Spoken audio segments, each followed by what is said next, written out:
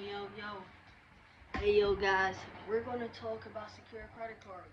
And I'm going to give y'all some of the top 5 secure credit cards, in my opinion, that you may want to consider. And why do I say this, right?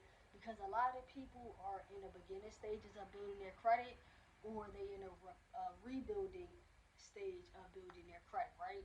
And a lot of times you just simply have to start off with a secure credit card. Like, that's just the truth of the matter. You can get a secure loan, right? But you can also get a secure credit card. So, one of the things that people have said to me and asked me, and which made me really kind of touch on this topic again, is,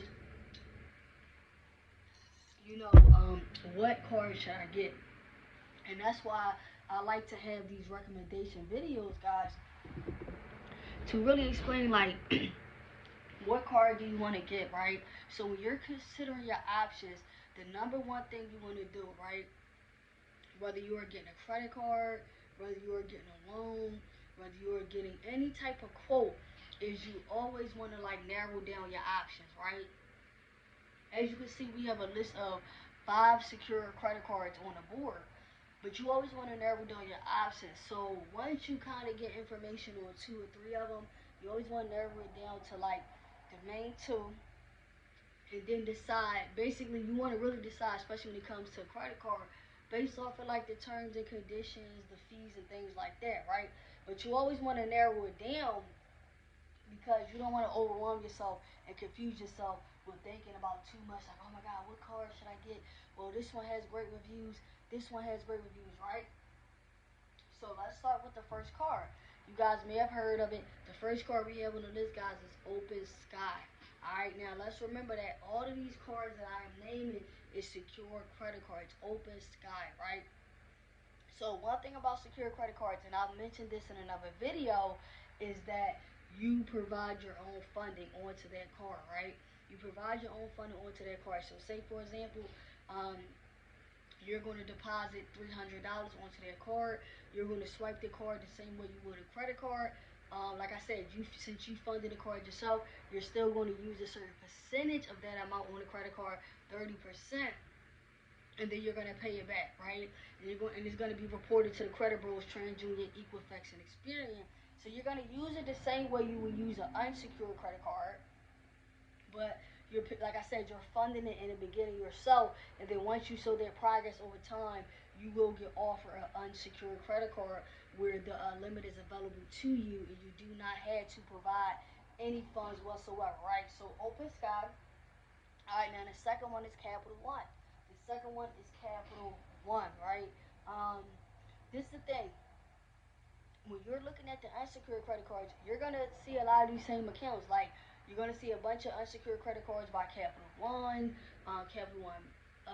Quicksilver, cashback rewards cards, guys. But I think that Capital One secured card is a great starting point. And one of my clients had actually used this card in the beginning stages when she was still around that 600 range to continue to build her credit, right? Also, we have Discover Secure, and then fourth, guys, um, we have directly from your bank. Get a secure credit card directly from your bank. So you may be with Chase Bank, you may be with Wells Fargo Bank, you may be with a credit union, you may be with Citizens Bank, you may be with whatever bank you may be with. You can go directly to your lender and ask about secure credit cards.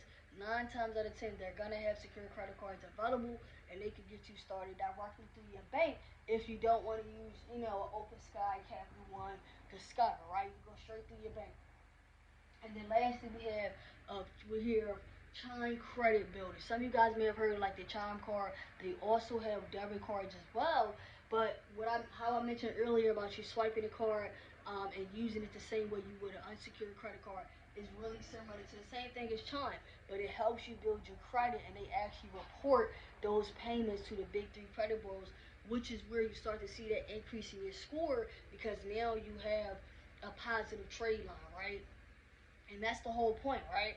Because I know some of you, okay, we know about secure credit cards. We know we got to put our own money on. All right? Well, you have to build positive trade lines.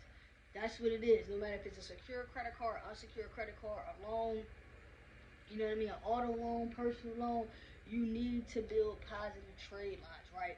And do not have too big of an ego.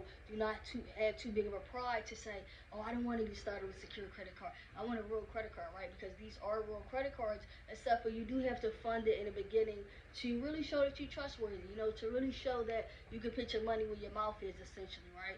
And these are some great starter cards, guys. Open Sky, Capital One, Discover, you know, straight directly from your bank, such as Wells Fargo, Bank of America, and also their Time Credit Builder card, guys. So if you're a little confused, not really sure what cards you want to get, guys, secure cards, check out some of these, read the reviews. Like I said, narrow down your options and always pick the right card that is best for you.